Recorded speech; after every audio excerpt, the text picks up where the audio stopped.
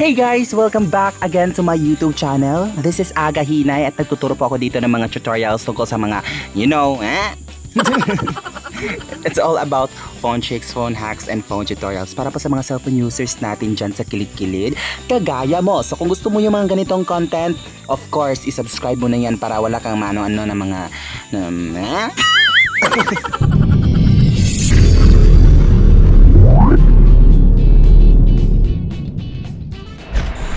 So ngayon, sa past videos natin or sa previous videos natin, itinuro ko dun kung paano natin mabasa yung mga messages na hindi nila nalalaman na nabasa mo pala. Okay? So, sa video natin ngayon or sa tutorial natin ngayon, ituturo ko naman sa inyo ang second option na pwede nyo ring gawin para hindi nila malaman na nabasa nyo pala yung mga messages nila. Okay? Marami talaga mga ganitong tao na medyo ma-pride, pero gawin nyo lang ito sa tamang paraan. Okay? So in case of emergency na hindi nyo talaga gusto malaman na nabasa nyo, so gawin nyo ito. So let's go. So unang-una ang gagawin natin, ito yung account na sisendan. So, magsi-screen record ako dito sa kabila. So, meron akong isang phone dito. So, ayan. So, magme-message tayo. Try natin.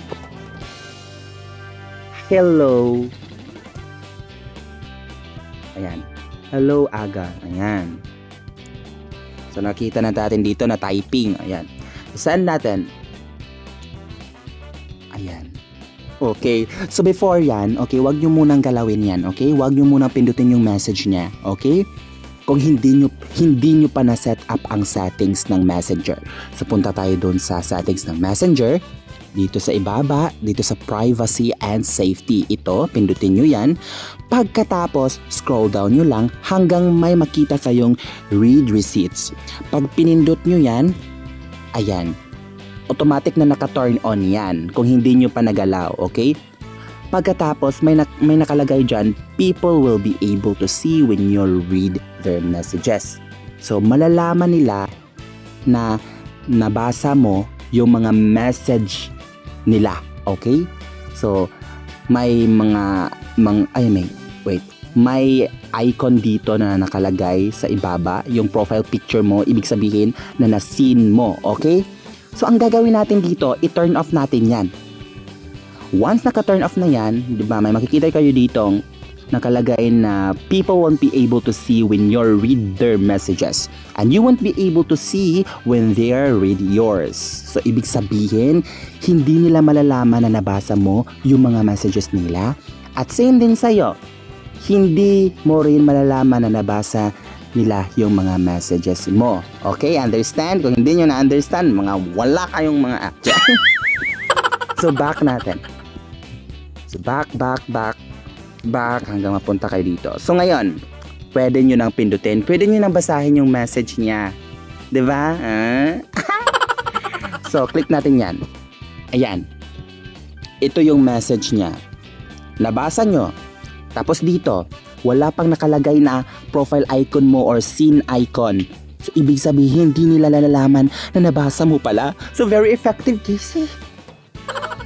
Very effective. Oh my goodness. So, very effective siya. So, pwede nyo itong gawin, pwede nyo itong i-apply if ever na may mga situations kayo na gusto nyo talaga na hindi nila malaman na nabasa mo ang messages nila. Di ba? Super useful. So, ganun lang po guys. So, sana may natutunan kayo sa video ito. Alam ko naman na nonsense yung video ito kasi alam ko maraming na nakakaalam nito. Pero, para dun sa mga taong walang alam sa buhay, yung hindi pa nakakaalam, so you can use or you can apply these tricks sa Messenger nyo. So that would be all. Thank you. Salamat po sa panonood ha, kasi sorry po kung minsan hindi ako nakapag-upload kasi super busy. Okay? So pagpasensya niyo na po.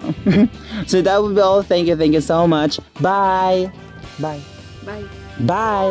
Okay. Ay. Bye! Okay. Bye!